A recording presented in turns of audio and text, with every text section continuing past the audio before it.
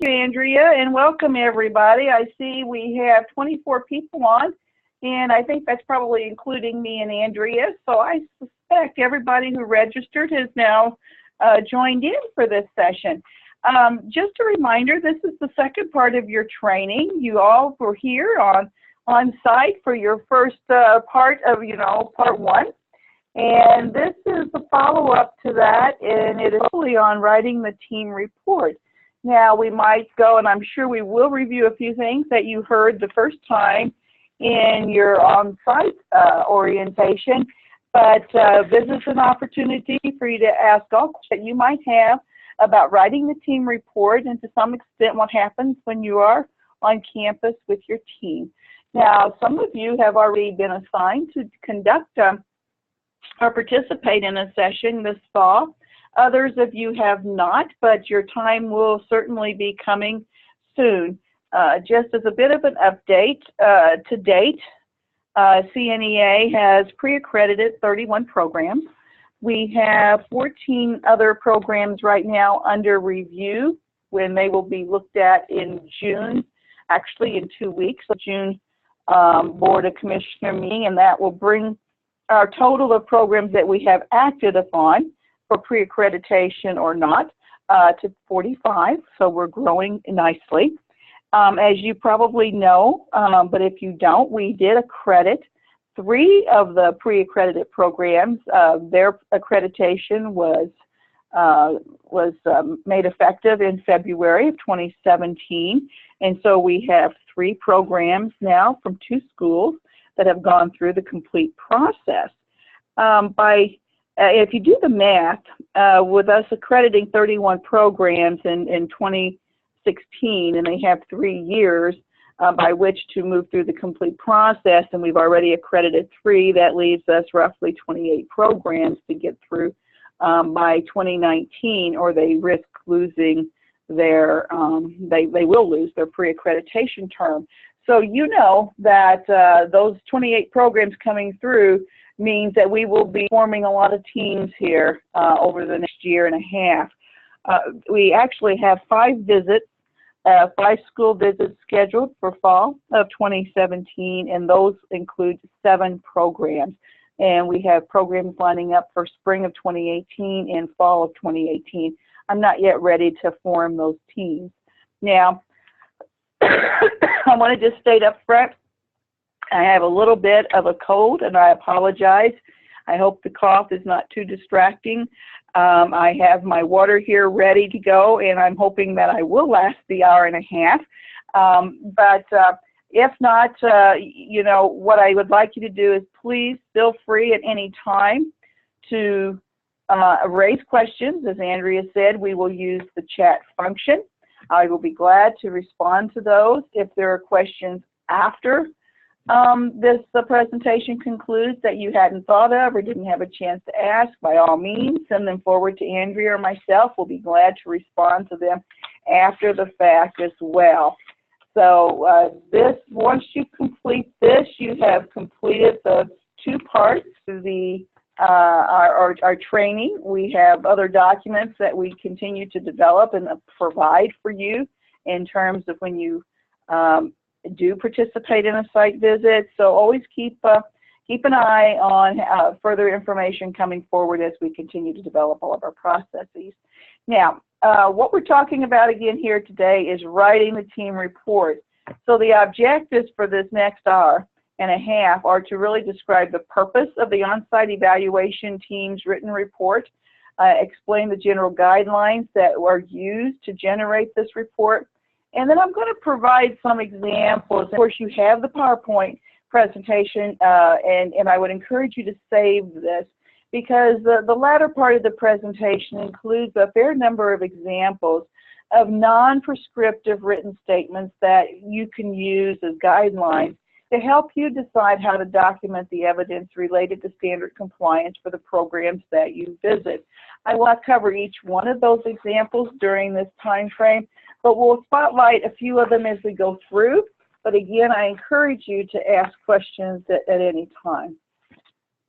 Okay, just as we always start every one of our presentations or meetings, just a reminder, our mission is to promote excellence, integrity in nursing education globally through an accreditation process that respects the diversity of program mission, curricula, students, and faculty, emphasizes a culture of continuous quality improvement, and influences the preparation of a caring and skilled nursing workforce.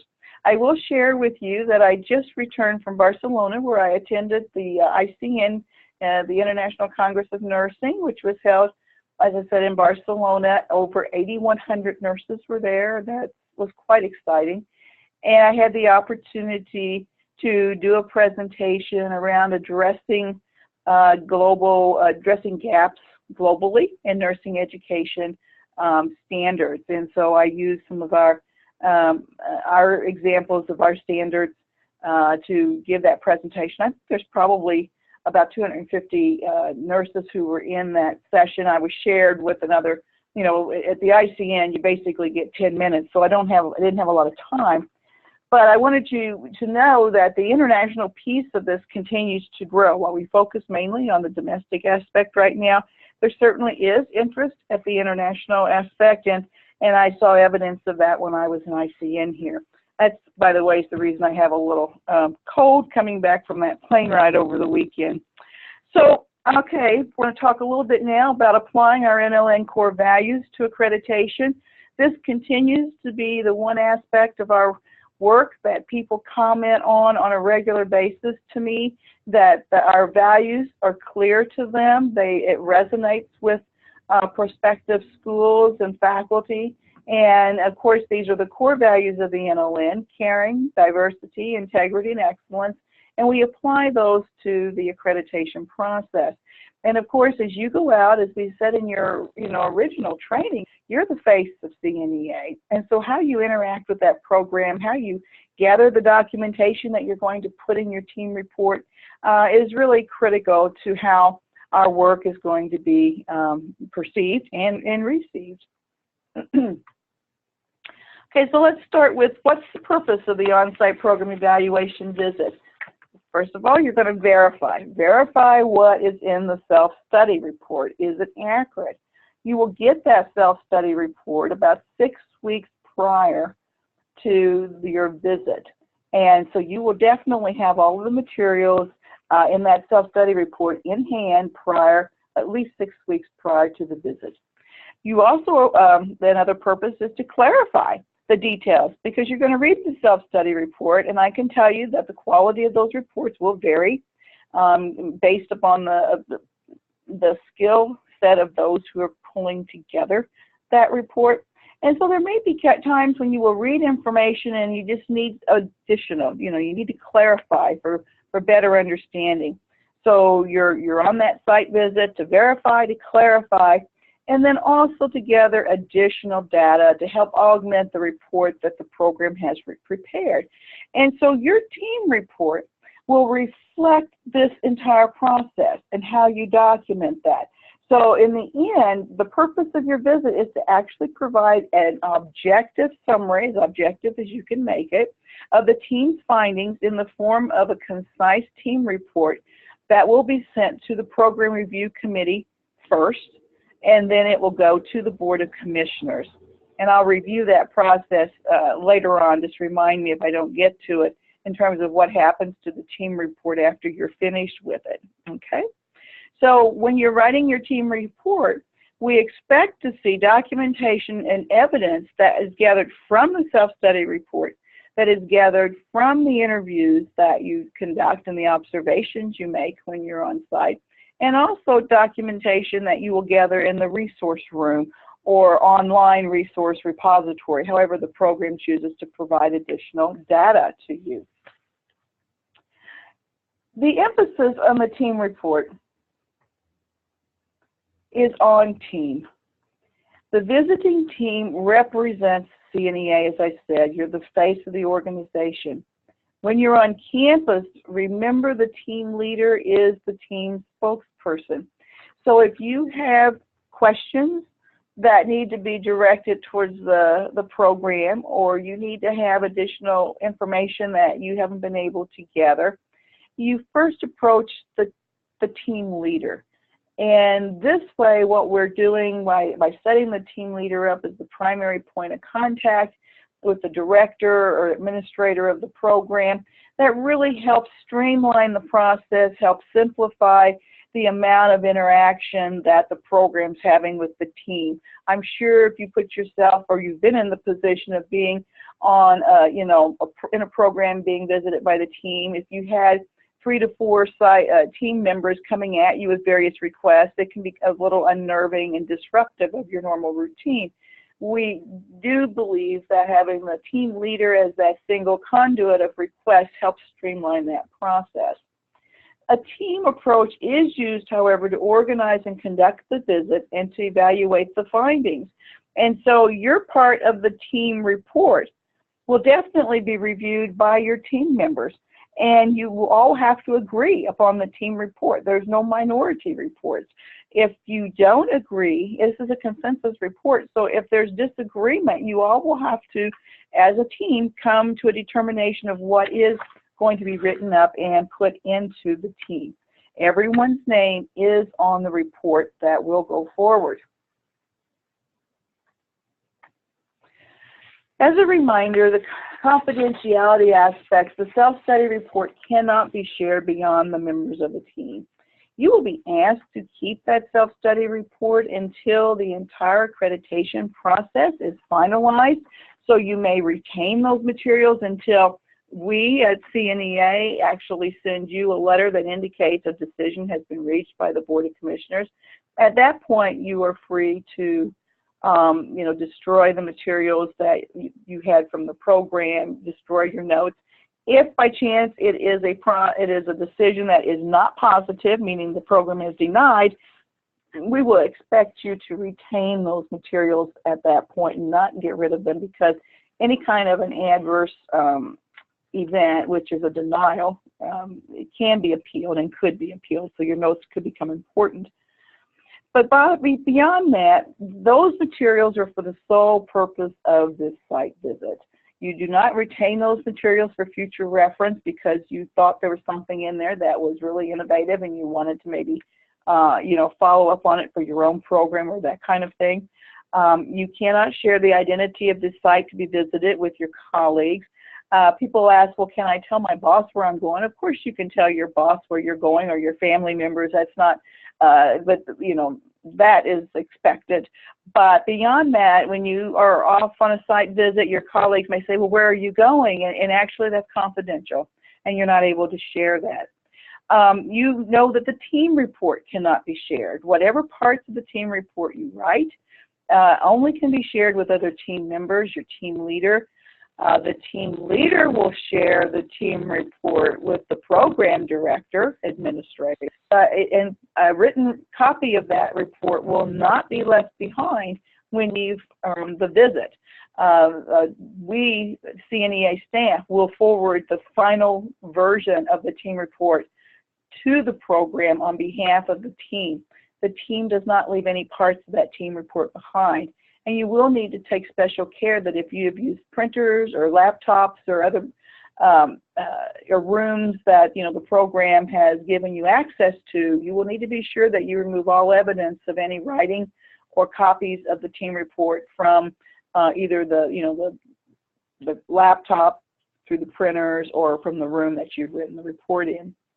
The outcomes of the visit cannot be shared outside of the approved reporting structure. And the approved reporting structure is this. Once you have the team report written, you give your pieces to the team leader. It's the team leader's responsibility to, within 2 weeks of that visit, to finalize that team report, to pull it together, to make it sound like one person has written it, not 3 or 4 people. That report will come to us here at CNEA.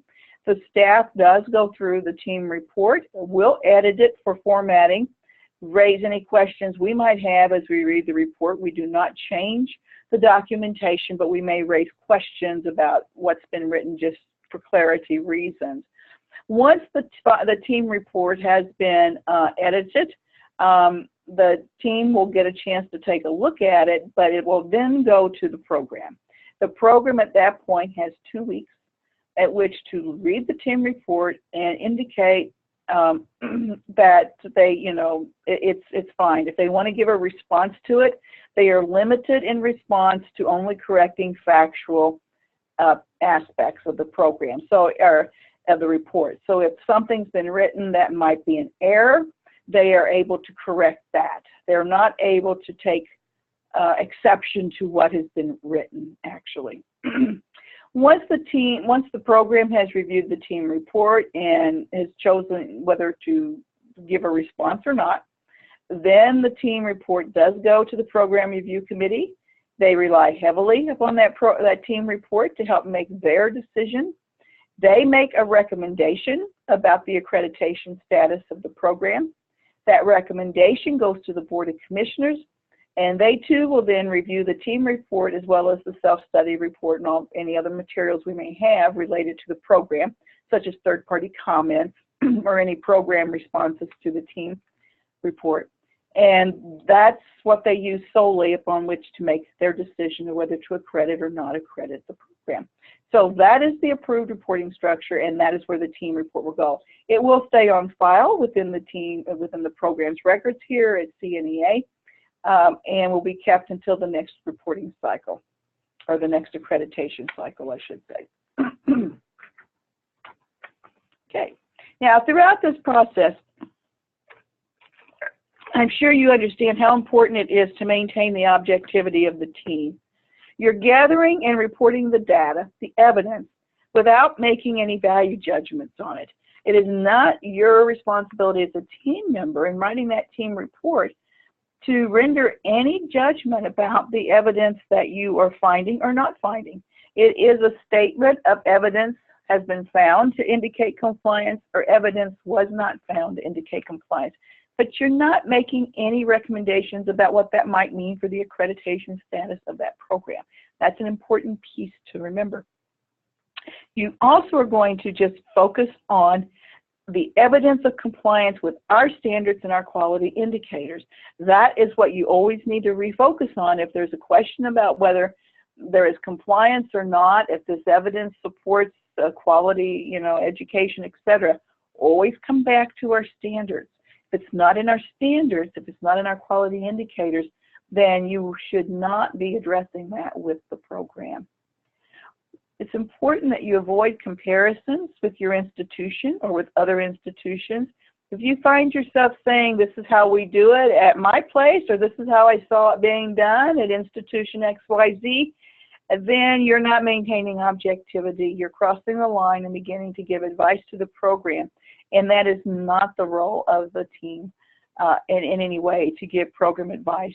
And in writing, if you begin to write something that says, like, the program needs to do X, Y, Z, no, again, we've crossed the line from collecting evidence to rendering decisions and judgments, and that is not a role for the team. If there's any questions about this piece, by all means, type in your questions. I'd be glad to explore this with you further.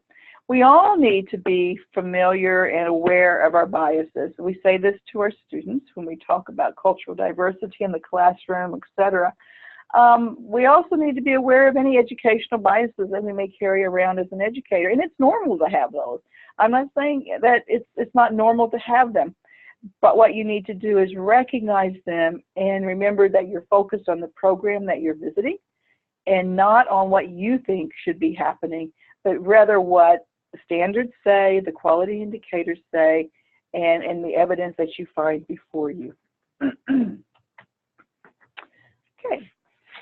Now, the purpose of the team report, as I've already indicated, it's going to contain your written assessment of program compliance with the NLN CNEA standards and quality indicators.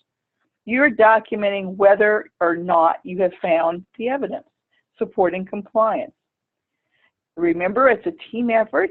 You need to produce a unified whole report that represents consensus of the team. And actually, on all of the team visits that I have made over the years, I can honestly tell you the time when there was any differing opinions were very, very few. I believe the evidence usually begins to demonstrate, you know, how well the program is performing. And while there may be some areas where there's some discussion, I have never been on a team that was not able to resolve those areas of discussion. And that's really part, and your team leader, and if any of you happen to be team leaders, that's a critical responsibility for the team leader to be able to lead those kinds of discussions and help the team to arrive at consensus. The team leader will provide guidance to the team in those matters. And just as a final, the team does not formulate a recommendation about accreditation. Even in informal side conversations, watch that you don't get drawn into conversations, and it's kind of natural because you want to give, a support to your colleagues. Even comments saying, you guys are doing such a good job here, it's been a wonderful visit, they can take that out of context, or it can just be, innocently taken out of context. So do not render any opinion. I hear stories where teams supposedly have said, we see no reason why you won't receive accreditation. Only surprised the team did, the program didn't receive accreditation. Or I've also heard the stories of where the team said, I don't see how you can get, accredited. And they offer those opinions, which are equally and even more devastating to the program, when there may not be any basis for that. It's not your role. So we're going to start with pre-visit preparation, team assignments. You're going to typically be assigned primary responsibility for 1 or 2 standards, depending on how many members there are to the team. If you're going to visit a campus with one program, and by that I mean like, a BSN program or an ASN program, we send 3 people. If you're going to a campus to visit 2 programs, maybe it's an ASN and a BSN, there's 2 programs, then we tend to send 4 people on those visits. You will be assigned primary responsibility for 1 or 2 of our standards, and we have 5. You will write the report for those particular standards. This is how I advise the team leaders to do it, and it's a process that works well. Now, that doesn't mean you won't gather evidence that sometimes fits better in somebody else's portion of the report, and that's where the sharing and back and forth begins to occur. So it could be that you will write some pieces of the report that's not within your quote-unquote assigned standard. That's perfectly acceptable. This is a team report. The other thing I want to make sure that you understand is that you do not arrive on campus and declare to everybody on the program that I'm responsible for writing standard 1 or whatever the standard is. You may be responsible for that, but the end result is not your result. It is the team's result. So do not disclose to the program which aspects of the standards you actually are responsible for taking primary responsibility for. Your assignment will be based upon expertise, background, and preference as much as possible. So the team leader will frequently ask, do you have a preference for which standard that you write the report on? Frequently, those who are in practice and are our practice representatives, they're most comfortable in many cases with writing up anything that has to do with clinical observations, resources, that sort of thing. They may not be as comfortable writing up curriculum. It just depends upon their background. The team leader will, as much as possible, try to take all those factors into consideration and make the assignment. You should begin writing your report before arriving on site. That is why you have the self-study report 6 weeks ahead of time. You can go through, begin to make notes on your assigned sections, notes of what you want to clarify, what you may want to verify or augment, follow up on. But you can also begin to make notes of what you consider evidence that is included in the self-study report and begin documenting that. Don't wait until you get to campus, because you have to produce this team report before you actually leave campus. So you have about 2.5 days to write up your findings. Okay? I've already covered point 4 there. When possible, interviews are, whenever possible, the team leader will try to assign you to do interviews that align with the standards you've been assigned to write. That's not always possible. And again, you will share responsibility for collecting all the evidence. Okay? But if you are assigned, say you're writing the student section around the students and their resources, then it would be nice and helpful if the team leader could assign you to interview the students while you're on campus, as an example. Okay. This right here is a team report template. It's just a snapshot. This is what you will get. We will send you the template. You basically fill in the information, and you'll see that the template has all the standards already inserted, all the quality indicators. It has boxes for you to check, and these are your only boxes that you will have. And then obviously there's insert text under each one of the quality indicators. You do not insert text under the heading standard, in this case standard 1. You can see there's no spot for you to insert text under the standard itself. But if you look at quality indicator 1A at the bottom of the slide, you will see there's a little area that says insert text. And you can write as much as you need to clearly describe what you have found. There's no limit. There's no character limit or word limit to this. This template actually has been designed so you would be on campus that has 2 programs. So insert program name, one that could be let's say the BSN program, and the other column, insert program name, could be the MSN program. So you basically always have to be sure that you are addressing these standards and these quality indicators for all of the programs. You do not write 2 separate reports. You can, for 2 programs, you can combine all of that into one team report, but you must be clear about which program you are addressing when you document your data. When you look at, let's look at quality indicator 1A, that's about the systematic evaluation plan that the program has designed, and faculty and staff assess and evaluate achievement of the program outcomes by engaging in an ongoing systematic evidence-based process. You again have 2 columns, and one's for what, and if you're only visiting one program, your template report will just have 1 column. Your choices, you can check evidence exists to indicate compliance. You can check that evidence exists to indicate compliance with QI conditions noted, meaning that they definitely are working in the right direction, or there's definitely evidence there. It's just that there may be some areas that need to be further refined, and you can check that piece if that's the case. The third box is evidence does not exist to indicate compliance. You were not able to find evidence, and I'll come back to that in a minute, what you need to do before you can check mark that particular box. It's entirely possible that one program you will find evidence, and in the other program you will not, or there will be a quality improvement condition.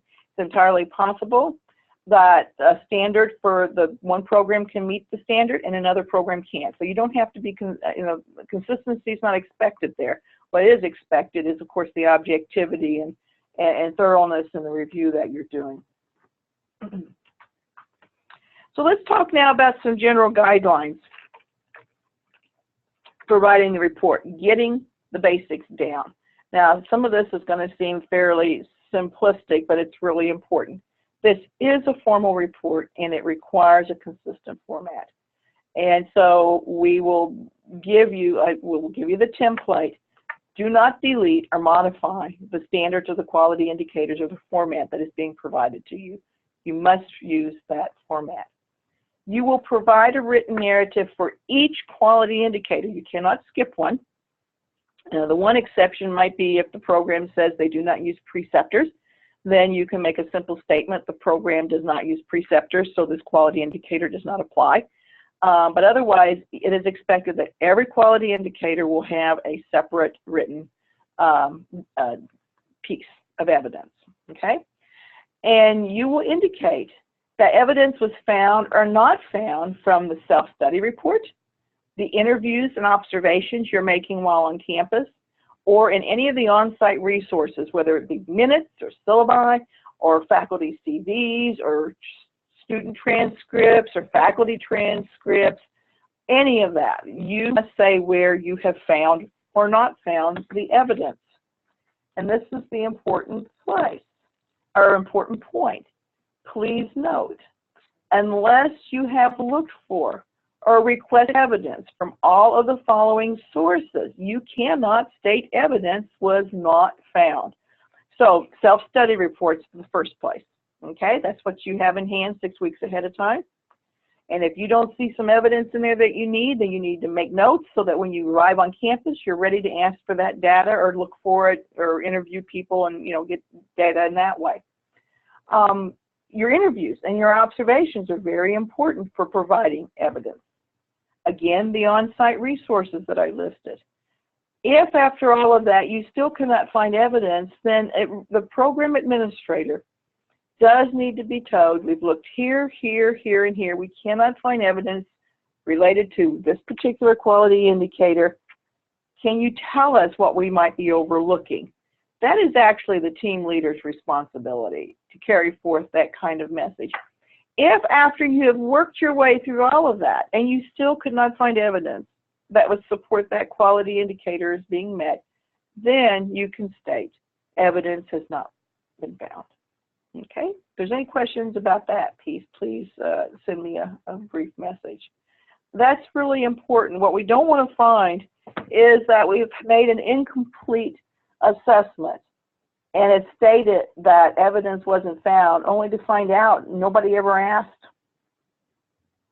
for the data that they needed. And it's perfectly okay if you can't find the data to give the program time to provide it while you're on campus.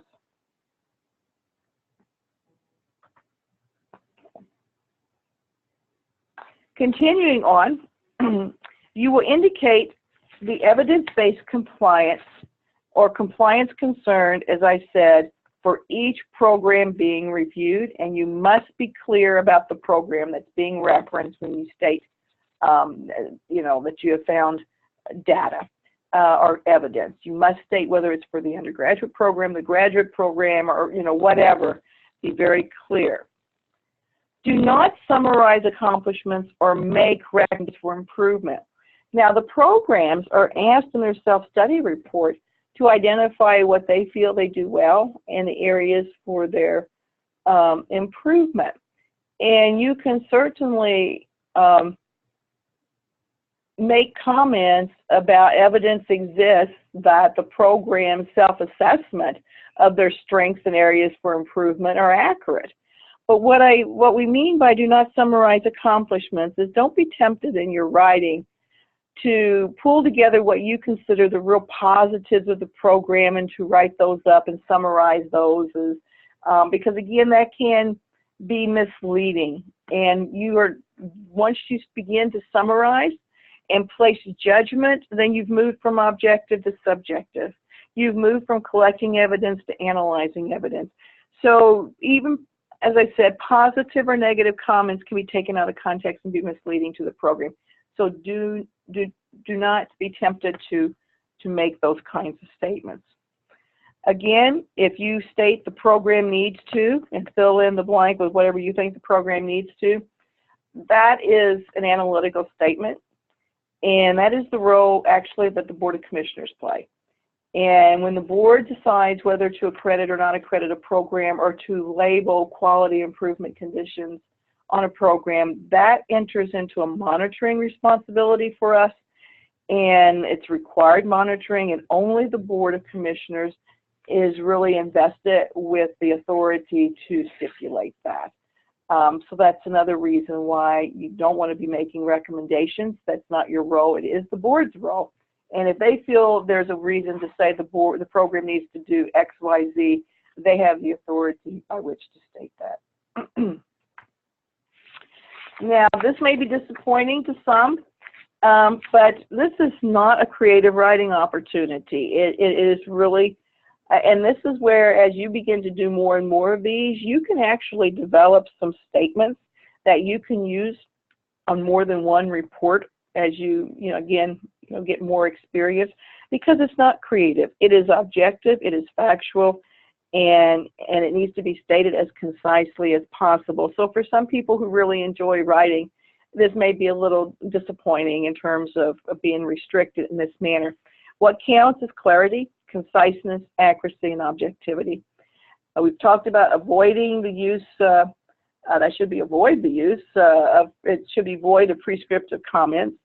Cite the evidence and how you obtained it from interviews, observations, self-study report, where you found it in the minutes. You can cite the dates of the minutes if that seems important to what you're documenting. But this is basically, you repeat this for every quality indicator as you go through. Okay, so we're focused on just the facts. I think we have already talked about all of these first three bullets about avoiding statements that contain assumptions.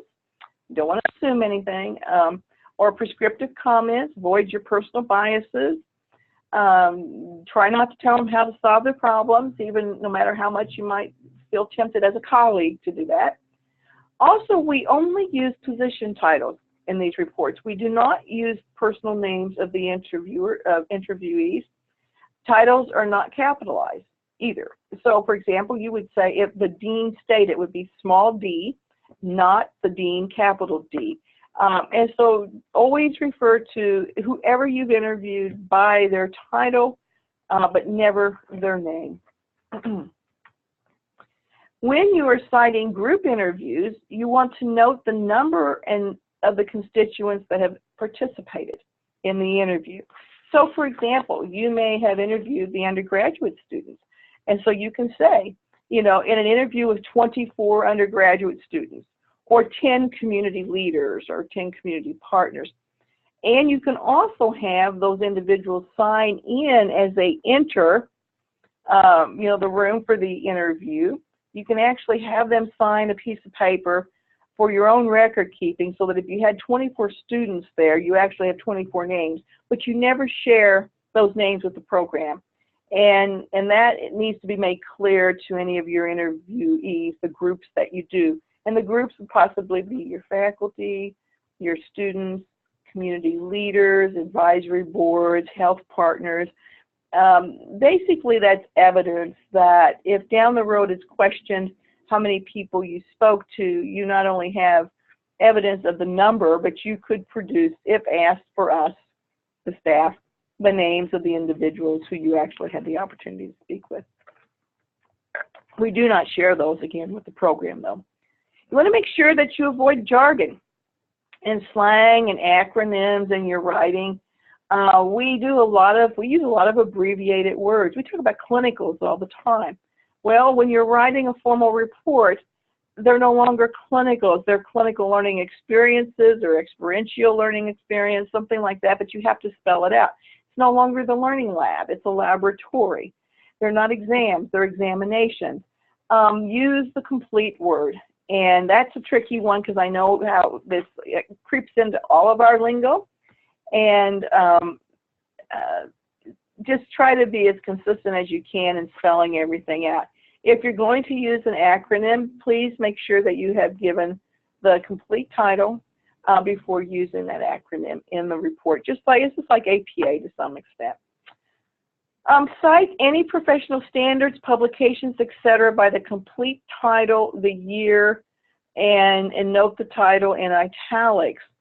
For example, it's common for us to talk about the BSN Essentials. I'll just use that as an example. I think most of us know what we mean by when we say BSN Essentials. But again, this is a formal report. And the actual title of the BSN Essentials document is, the full title is The Essentials of Baccalaureate Education for Professional Nursing Practice. And of course, you want to use the most recent version of it if that's what the program's using. We would hope that they would be. But you would also then provide the date. Again, citing it similar to what you would in a manuscript in which you're writing APA style. So do spell out those professional standards, and that's very helpful to everybody. Keep in mind that some of the members of our Board of Commissioners actually are public members and may or may not have any familiarity with some of our nursing professional standards if they do not have that background.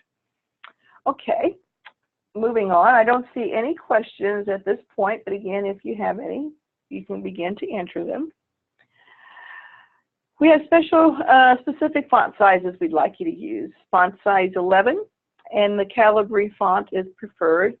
These instructions they've been endorsed by the Board of Commissioners and the Program Review Committee, those individuals that will have to read a lot of these reports all at one time. 1.5 line spacing helps with the reading, 1-inch margins all around. Now the length of the report is meant to be concise. If you have one program, you could probably document that in 25 to 30 pages. It really depends though on the number of programs you're writing to and the issues that you're trying to document. So don't worry about the length. Focus on being concise and thorough and complete. I just provide this as a guideline to let you know that it's probably going to be about a 30-page document when you're all said and done. One space after the period at the end of each sentence. And again, use the acronym only after writing it out in full the first time. Now the next piece for consistency is, I always have to think about this a little bit, but what you really want to do is be clear about the use of present tense and past tense. Think of the present tense, what is still present. So for example, you use the present tense when documenting evidence that you find in the self-study report or your meeting minutes, etc. Here's some examples. The self-study report states the faculty. That is present tense. The self-study report still exists. The curriculum committee minutes indicate. Again, those are minutes, they exist. That's in the present. Use the past tense third person when writing your narrative and describing on-campus team activity. You were on campus, you interviewed the president, the team interviewed the president. That is obviously something that has happened in the past, and that is how you need to document that. So consistency there is really important. The number of pages of the report will be consecutively in the upper right-hand corner. Align all paragraphs to the left of the page and use words for numbers 1 through 10.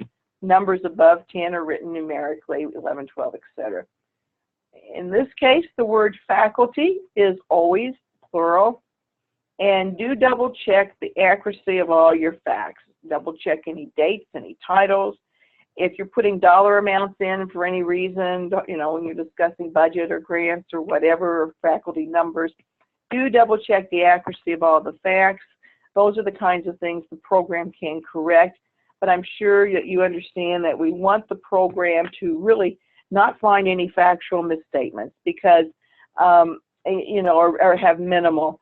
Because that does kind of speak to the team's attention to detail, how accurate they are in documenting their findings. And so the fewer factual errors, the better. Something else now, we're going to get down to the specifics of the team visit and the writing. You start writing before the visit, as I indicated, looking at that self-study report, and you write throughout the visit. When you leave the program during the, you leave during the day and go back to the hotel for the evening, you go back to work, and that's when you're writing up your sections of the report. There will be times during the visit where you will have time in the resource room to take notes. Take time then to write up portions of your report. Do make sure to take copious notes during all of your interviews and any clinical observations, laboratory observations, and any review of the documents. Note when, if it's a set of minutes, what year, what date, etc. It's important to do this. You can't remember. You'll have so much data thrown at you that you do need to be taking notes almost continuously. And as we indicated in your orientation, face-to-face orientation, the importance of just sharing with the program that you will be taking notes throughout. This is important for your documentation and them not to place any other type of inference upon your note-taking. It's important. So cite the evidence. These are the 3 statements once again. Those are the only 3 statements that you have to choose from. Now, at the end of the team report, It's that team leader who will compile it, edit it, and submit it. So you must, as a matter of professional courtesy, meet the deadlines that your team leader has set. Many, if not most of your team leaders will want the draft of your report before you leave the campus. They only have 2 weeks to finalize this. So go into the, go into the visit with the idea that you will have your report written before you leave campus. The team leader will pull it together and give you a chance to read it before the final submission to us. And again, be prompt in your turnaround time. I've already indicated don't leave any notes behind, any copies of the team report, and maintain all of your personal notes until everything's completed. Now what we're going to do is move into exemplars of well-written report statements, just to give you some ideas. Keep in mind that your responsibilities as the team do not really end until the Board of Commissioners render their final decision. So it is possible that you could receive queries after the team visit from CNEA staff or the team leader or the program review committee or the Board of Commissioners. And usually what will happen is it will be the team leader who would be contacted by the program review committee or the Board of Commissioners, but in turn the team leader may need to contact you. It's rare that it happens, but it can happen if they need further clarification of what's been written. So I just wanted you to be aware that that can come up. In no point in time, though, should you have any further contact with the program. The program should not be reaching out to the team for anything after you leave campus. Okay, so the exemplars for well-written reports. I'm going to go through each standard briefly, and hopefully have given some idea of sources of data, how they're cited, including, we include the self-study report, we will include some observations that are made, meetings or interviews with various individuals. I want you to note that the statements are non-judgmental or intended to be non-judgmental. And actually the statements can be converted and written as negative findings. And at the end of this presentation, we'll have a few examples of how you can document evidence that is indicating non-compliance without saying rendering a decision. You might indicate there's no evidence of compliance, but there's ways to document that without rendering a judgment of what that means for the program. I will not read all of these exemplars because we do not have time for that, but again, they can be used as references for you. Here's a question I see from, I believe, Julie. Does the team communicate to one another via email or phone, as in there is no dedicated interest system that is confidential? Excuse me. The team leader tends to communicate with the team via email prior to the visit. There is no discussion of the actual program, the actual self-study report or findings in those emails. It's more a case of logistics, what standard you're going to review, when you're going to show up on campus, travel stuff, it's that kind of thing. On campus, when you're present there, the team leader will call executive session, meaning nobody else can be present. This can be during the day or it can be in the evening at night in the hotel. After the fact, I tend to deal mostly with the team leader. And if the team leader, if I need further evidence or further information, the team leader will go back to the team member and try to verify that. That can be, again, it's specific usually around statements that have been made in the team report. But so that's usually how it's done. You will not come together as a team after you leave campus to discuss the program. All of the discussion takes place on campus and in executive session. So I hope that helps. If you need further clarification, Julie, just send another question. Good, thank you for raising that question. All right, now let's just look here at standard one. As you all know, this is about our program outcomes. And I want you just to take a moment to read some of these statements. For example, the self-study report indicates program completion rates are greater than 90% for the past 3 academic years. That's a statement you can write before you come to campus. Once on campus, what you can do is verify that that's accurate.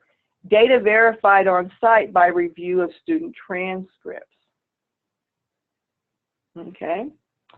By the way, verifying this kind of data is important from the U.S. Department of Education standpoint. Anytime a program says our employment rates are XYZ, our completion rates are XYZ, we need to be able to find ways that we can verify that. And that can be difficult in some cases. Just know that that's an area that we will continue to explore how best to verify some of the self-reported data. Excuse me.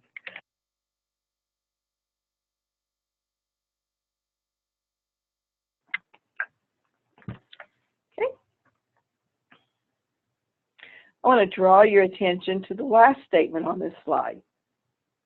The provost cited examples of data provided by the nursing program, which assisted her in making decisions about allocation of resources, financial, personnel, and space to the program, including, this is an example of which you say the provost cited examples, or whoever you've interviewed has provided an example.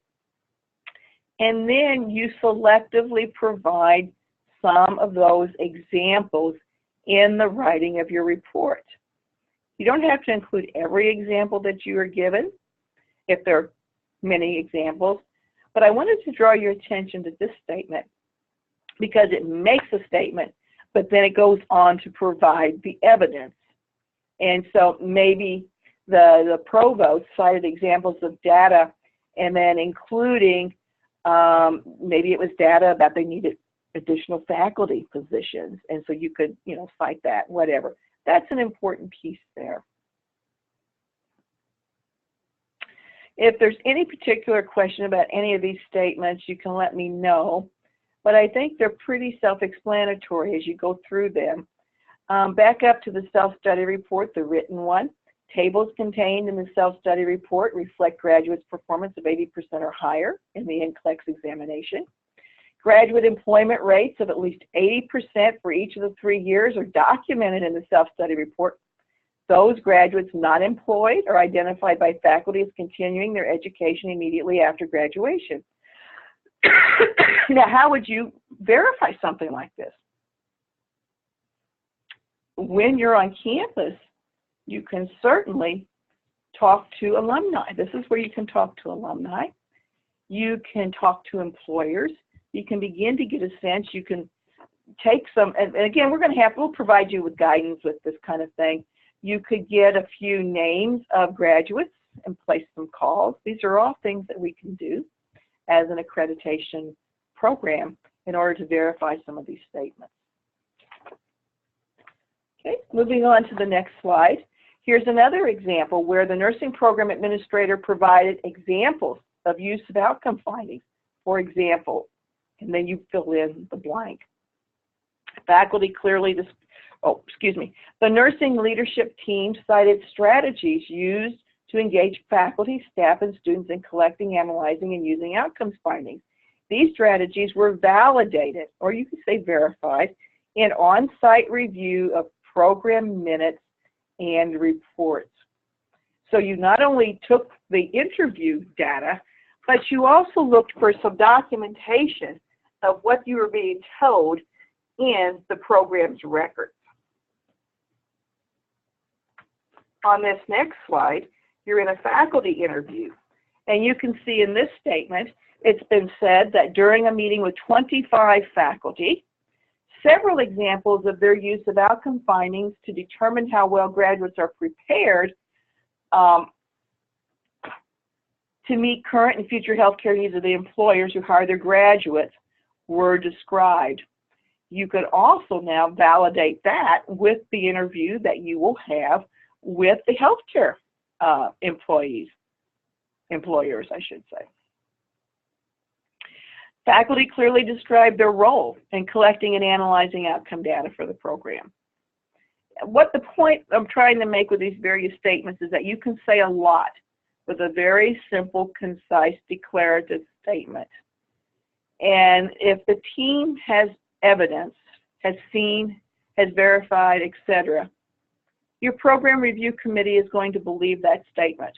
Your board of commissioners, they're going to believe what the team says. That's your professional judgment. You're the experts. You were on site.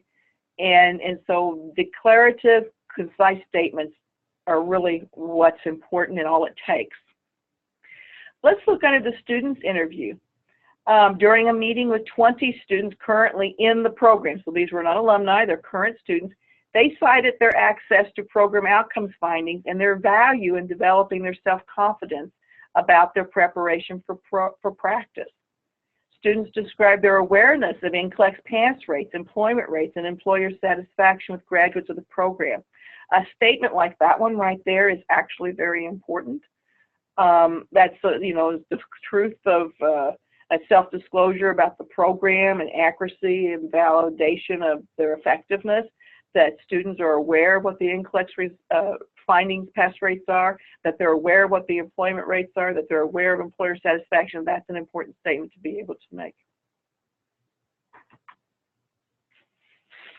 This slide, we're still under program outcomes in an alumni interview. In a meeting with 20 alumni, there were examples given of feedback sought from the program regarding their employment experiences and suggestions for program improvement. Communities of interest, representatives of 10 clinical sites described channels of communication provided to them for giving feedback to nursing faculty and administrators.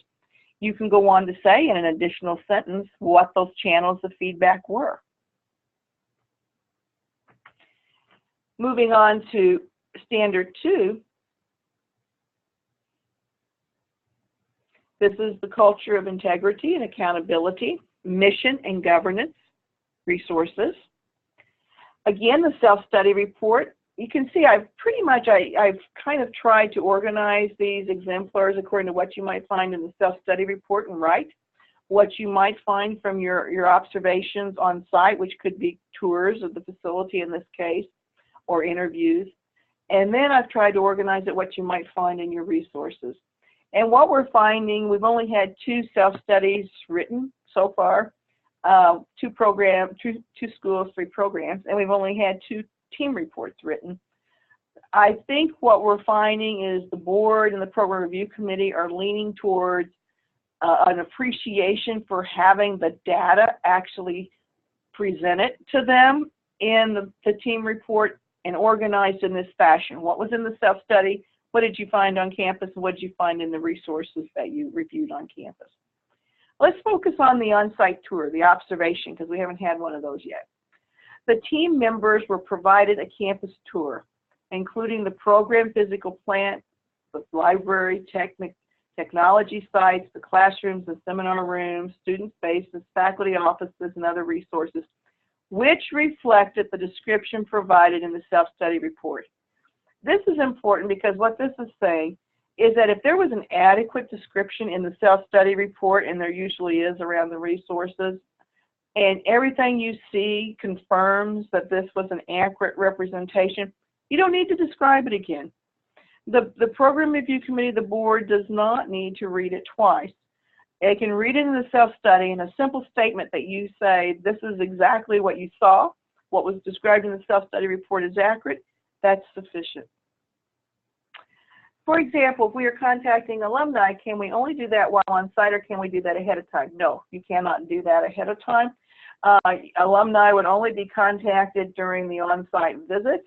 Then hopefully what will happen is the team leader will provide instructions to the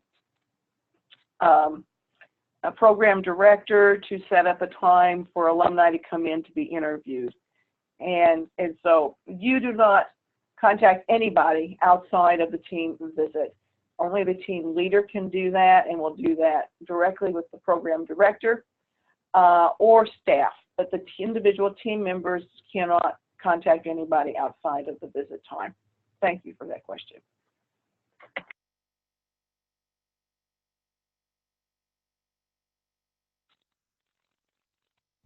Okay, now I'm going to move on to the next slide here, and my voice is starting to get a little difficult for me to articulate, so I apologize for struggling here a little bit. Okay, standard 2, we're still on standard 2. Let's look at the institutional administrator interview, and then we're going to look at the nursing program administrator interview. So we've got a question here. Let's look at bullet point number 2, the academic provost. Notice how we don't name the person, the title's not, capitalized. Stated the institution was committed to providing the resources necessary to sustain and enhance the nursing program, and cited examples such as, again, XYZ. Always ask in these interviews when they say, yes, of course I'm committed. We're committed to doing this. Give us an example. Always follow up with give us an example and document that example. Now let's look at what the nursing program administrator says. The nursing program administrator described the challenges in securing adequate resources to maintain the quality and integrity of the program, and gave examples of the ways in which she worked with the president and provost to obtain them. What you have here, and what's important, is you have the perspectives, different perspectives from differing levels in the institution and the program around the same topic, in this case, resources. That's important counterparts to make. What you're looking for are themes and consistencies. If the academic provost is saying that they are very committed, and the nursing program administrator is saying, yes, they are committed, and here's some examples of how I've worked with them, that's important because that then lends evidence. If, on the one hand, the academic provost says they're committed, and then the nurse administrator is saying it's very difficult for me to get resources, and cites examples of when he or she's been denied, that's presenting a different picture. You don't make a judgment, you just document it. And let somebody else make the decision of whether that's important enough or not to follow up on. There's another question here. Could alumni or communities of interest be interviewed via phone conference during the site visit? Yes, absolutely. This comes from Shane. When I talk about interviews here throughout this whole presentation, these could be in person, or they could definitely be facilitated with the use of technology. And that's perfectly acceptable. You would go through the same thing in terms of counting how many people are present and having people kind of introduce themselves to you so that you know who you're talking to and what their roles are. Perfectly acceptable, though. Okay, now let's look at a faculty interview. Faculty describe specific examples of their input into the budgetary process for the program, including mechanisms for making known their need for additional instructional research and scholarship support.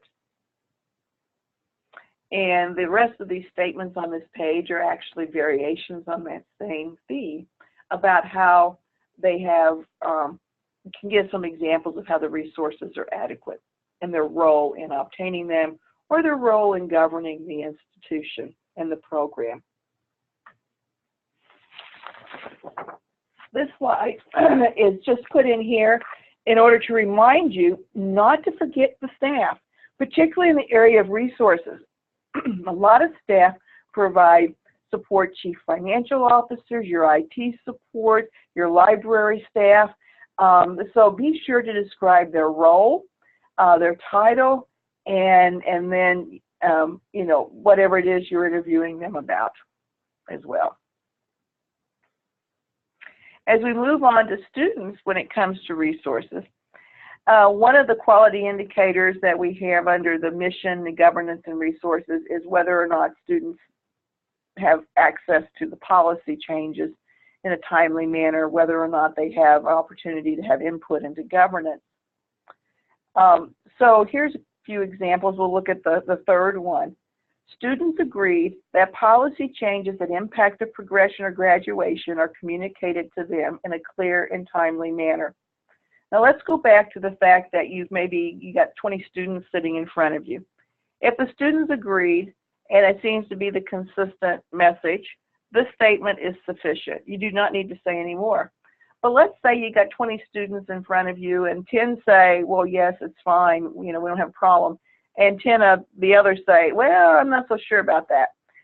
what you basically do is state that of the students interviewed, approximately half of them agree that the policy changes that impact their progression are communicated to them in a clear and timely manner.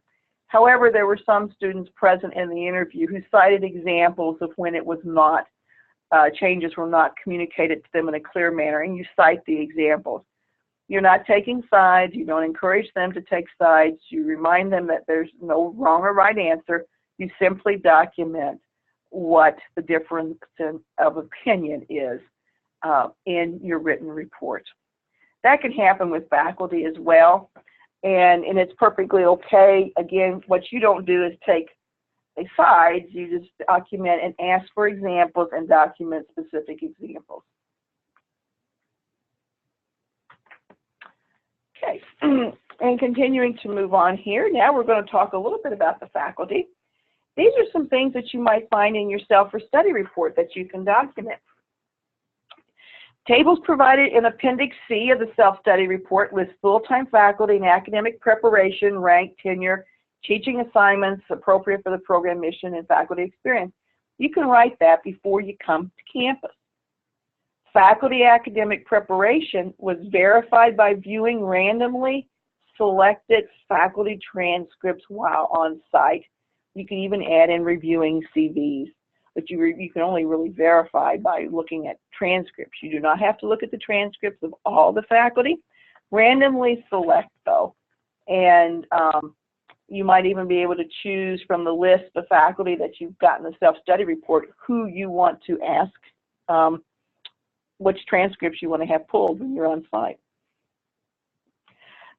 Let's look under the faculty interview. First bullet point, faculty provided examples of how they collaborate with nursing program leadership to balance teaching, practice, scholarship, and research, and service expectations of the program and institution. The faculty discussion reflected that as described by the nursing program administrator in a separate interview. So what that statement is saying is the faculty discussion reflected that as described by the nursing program administrator in a separate interview. In that short sentence, 2 sentences basically, you cited the faculty have given examples of how they collaborate, and that what you heard from the faculty was really aligned with what you had heard previously from a nursing administrator. And so the perspectives are similar, a way of verifying or validating your data.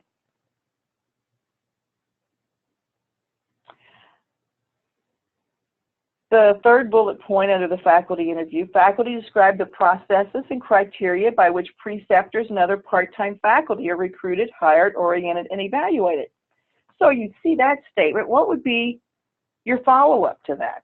Where would you go logically now to validate that? You would go actually to the preceptors and the part-time faculty. So you can follow up a statement from what the faculty have described, and you can say preceptors and part-time faculty demonstrated an understanding of these processes in interviews with the team. Again, validating different perspectives.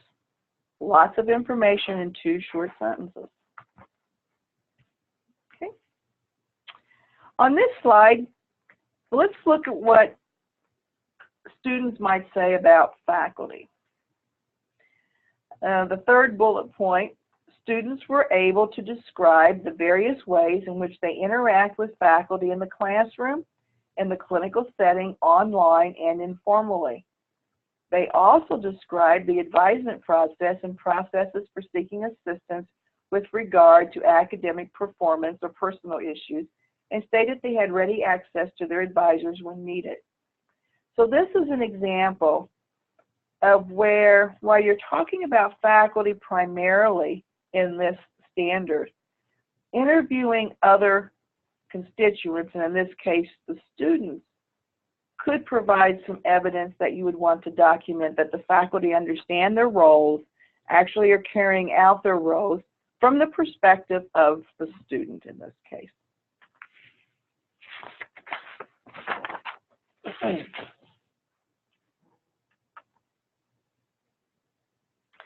Now we're on standard 4, culture of excellence and caring in students.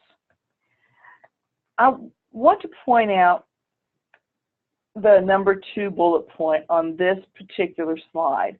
This is the on-site review of student academic records. This is an expectation. You don't have to document a lot, but you do need to document that you have reviewed them. So currency, security, and confidentiality of student academic records was validated through discussion with academic advisors and review of randomly selected student records. The word randomly selected is really important. Sometimes programs might say to you, here's a few student records for you or faculty records for you to review. And really, you can always thank them for their efforts. But what you want to do is you want to randomly select or randomly tell them what files you wish to have pulled. Clearly, programs are going to offer up records that they feel are complete, etc. And what you really need to do is validate a little more independently than that approach. Let's see. Excuse me. Move on to the next page here. The faculty interview and observation. Let's look at bullet point number 3. This is where we're talking about students, but now we're interviewing the faculty about student support services. Faculty noted that in collaboration with the student services staff, they annually collect evaluative feedback from students on the effectiveness of program and institutional student services. The results of the annual evaluation were available for review in the on-site resource room and indicate that 90% of the students rate the quality of student services to be excellent. You've provided a lot of information there. First, you've gotten the perspective of the faculty. You know that they're actually doing an evaluation, which should be reflected in their SEP. You've gone to the on-site resource room where the results of the annual evaluation were available, and you've actually looked at them. And they support what the faculty are saying to you. And they are actually the data that's coming from the students about the student services. Now, if faculty make reference to reports or surveys, etc., that they have done, and you cannot find evidence of them in the resource room or in any minutes, etc., it's perfectly acceptable to ask for those. If they have referenced them and you can't find them, in order to do some independent verification, validation, you can ask for that data to be provided. This statement, though, was written to, again, demonstrate how you can bring together a number of perspectives and validation all in just a couple of sentences. Okay. Now we're moving into the curriculum and evaluation processes. Let's look at bullet point number 2 here. This is going to reference something that's fairly common in a self-study. Appendix C of the self-study report contained a crosswalk table that identified the professional nursing standards and guidelines integrated throughout the curriculum of the MSN, FNP, and PNP tracks. So here's a program. Master's program has 2 different tracks. So you'd have to make very clear which tracks you're talking about now. Evidence of this curricular integration is apparent in the FNP and PNP tracks course syllabi reviewed in the on-site resource room.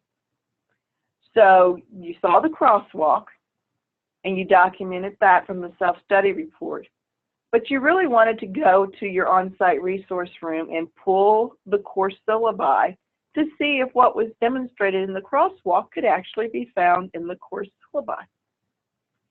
And that takes a lot of work to do. It's an important detail. And again, this demonstrates so that you can document that work in a couple of sentences.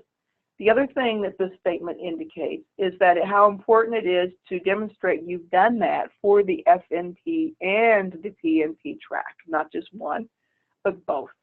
And you've spelled that out in how you've written the statement.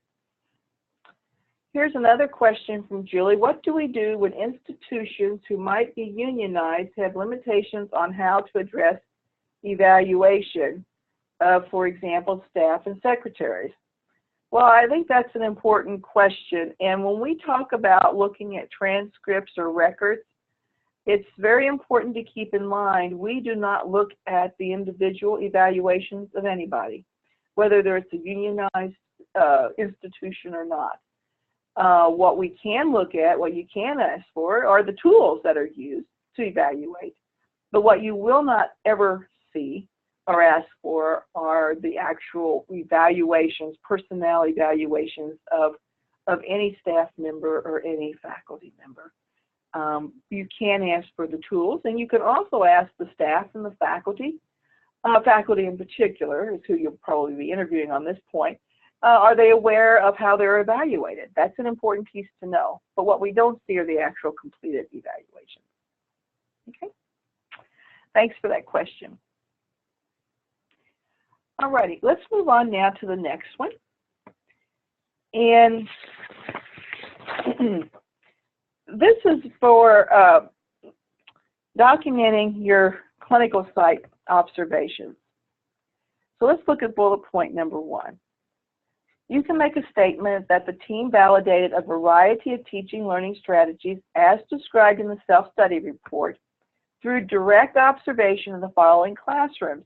And what I want you to note about this particular description is that not only is the course number, but the title of the course written out. It's very confusing for those who are reading these reviews. Let's say all you had were the numbers, N100, N240, and 450. Tells you nothing about what those courses are.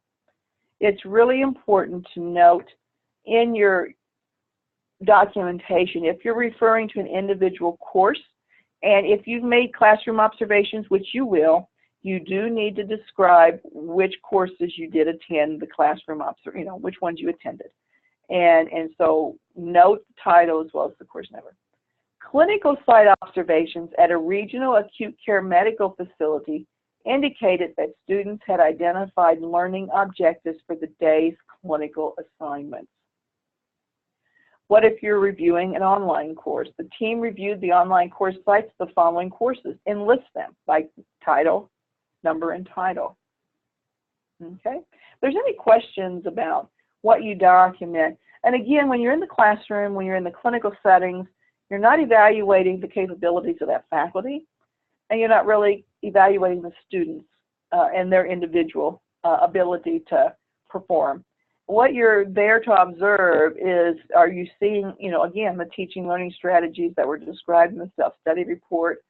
Are you in the clinical setting? Do students appear to understand why they're there, what their objectives for their learning outcomes are?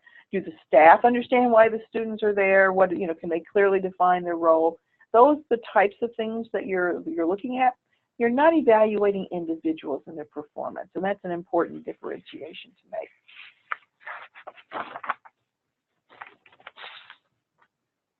Okay, just a few more examples here. Let's look at faculty. You're interviewing the faculty. Faculty cited, I'm looking at the first bullet point.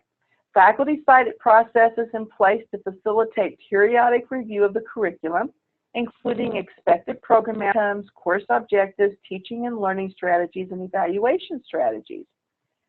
You can go on to say, after you make that statement, they've cited processes, a follow-up statement could be, this review process was found to be documented in curriculum committee minutes. And if you want to, you can actually add the date. So you have validated what they're saying is actually occurring.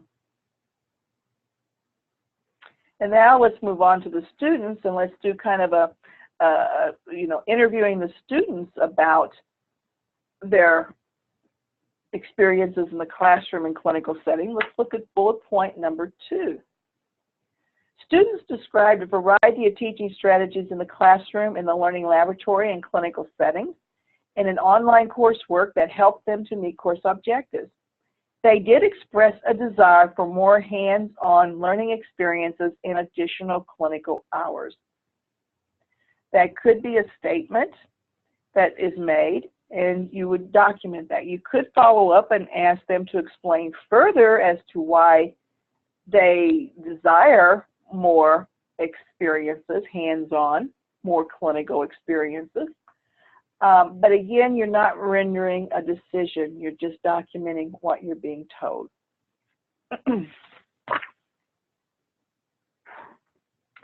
And then this last slide here talks a little bit about what you might get from your alumni. Alumni stated that employers are eager to employ graduates of the program. Alumni positively rated the learning experiences in the program and stated that they believed they were prepared to meet program outcomes and assume the nursing role for which the program prepared them. The team interviewed a total of 25 alumni. Basically what you're getting here, when you interview your alumni, you're getting a retrospective look of the program and how well prepared they were. This is an opportunity for you to validate how difficult it is for them to find employment upon graduation, what's the reputation of the program among the employers, etc. And so your team will always have a chance to sit down with alumni and interview them about their experiences in the program. Now, this last slide we're going to talk about, all of these statements previously have more or less been positive. These last two statements, these last two slides, we're going to go through these because you're going to document something in which it's probably they're examples of lack of compliance or lack of evidence of compliance. So let's go back to standard 1 and outcomes. The self-study report indicates that program completion rates for the PN program for the past 3 years range from 60% to 68%. The program has set a benchmark of 85% completion rate. During interviews with the faculty, it was stated that the completion rates are indicative of students' inability to balance work and school responsibilities.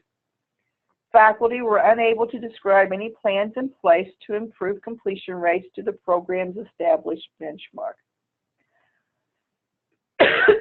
Now consider that for a minute. What you've documented basically is where the completion rates are, where the program has set the benchmark. You've gained from the interviews that the faculty seem to believe it's basically the student's inability to balance work and school responsibilities. And the faculty were unable to describe any plans even though they know they're not meeting their benchmark. That's a non-judgmental statement.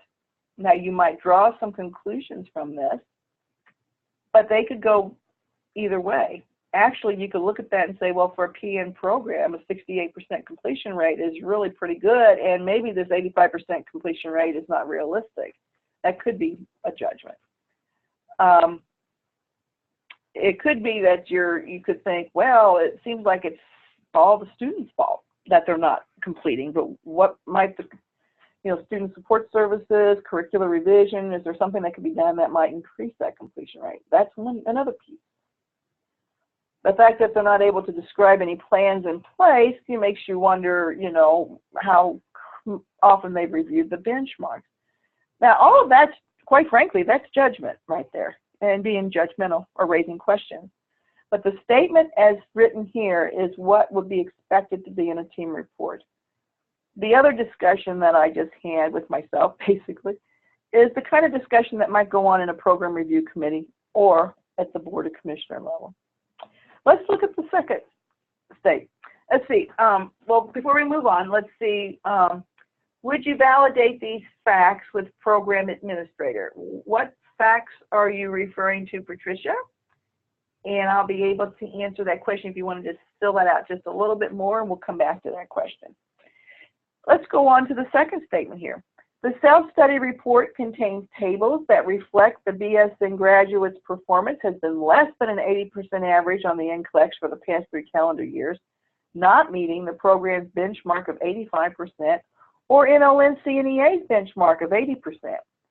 Faculty stated they are in the process of developing an evaluation plan to help identify the variables influencing student performance. They hope to have the study finished by the end of spring of 2017.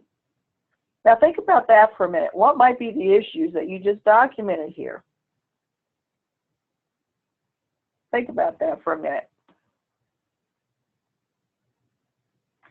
And while you're thinking about that, Patricia just responded back, a plan in place to improve completion rates. Yes, you would validate those. If there's a plan in place, you would validate that with the faculty. You would validate that with anybody who's responsible and administratively to lead that as well.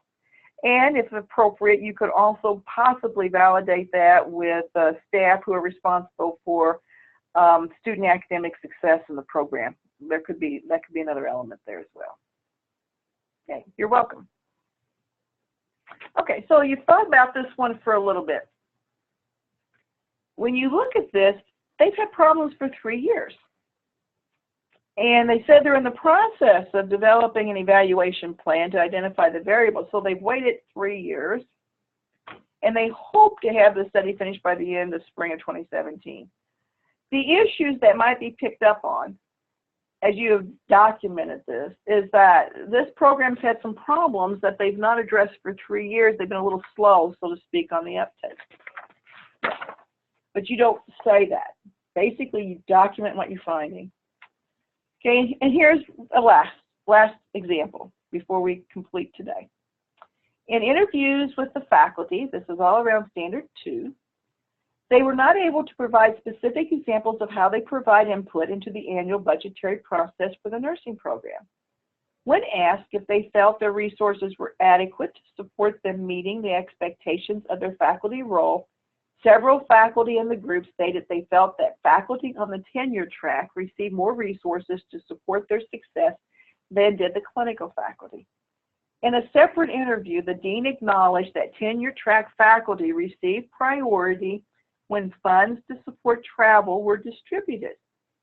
The program has established faculty outcomes which were noted in the program's systematic evaluation plan, which indicate that both tenure and clinical track faculty are expected to disseminate their scholarly activities at the state and national levels. Now, this has been written, and this is the kind of writing that will take your time. You've described what you heard from the faculty, you described what you heard from the dean, and you described what you have found in the SCP.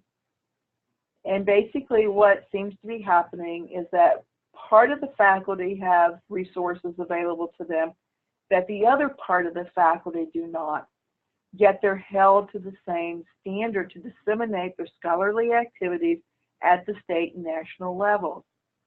Now, it's up to the Program Review Committee and the Board of Commissioners to determine if this is an example of some compliance, but some quality improvement conditions exist here. They could render that decision based upon your description. Always remember, you're the eyes, you're the ears of those committees. And what you've got here is a very clearly written description, non-judgmental, just factual, and validated, that can help these other committees make the decisions they need to make about this particular quality indicator in the standard. Now, this has been a fairly rapid walk through writing the team report. I hope you find these examples, these exemplars, to be helpful to you when you begin writing and formulating your findings. They were meant to be examples that you can actually use if they're appropriate to the programs you visit. It is 3:30. The question's been posted. Any final questions? And we'll sit here for a minute to see if there's any other questions coming in. If not, please feel free to send them your questions later. I apologize for my my voice and my coughing, which kind of started to take its toll here towards the end. Okay, I know 90 minutes did go by very, very quickly. I'd like to thank you all, and I look forward to continuing to work with you as CNEA continues to grow. So Andrea, back to you. All right, thank you so much, Dr. Halstead, and thank you to all of our attendees for completing the webinar. I will update everyone's file to show that you did complete this webinar. As you may recall, All of our on-site program evaluators are required to attend an in-person training plus the webinar in order to be eligible to be sent on an on-site program evaluation team visit. So your records will reflect that. And as Dr. Halstead said, we continue to get interest in future site visits. And so it may not be too much longer before you're asked to participate in one of these site visits. So at this time, I think that we will end the webinar and just thank you again for your time and attention. Have a great day.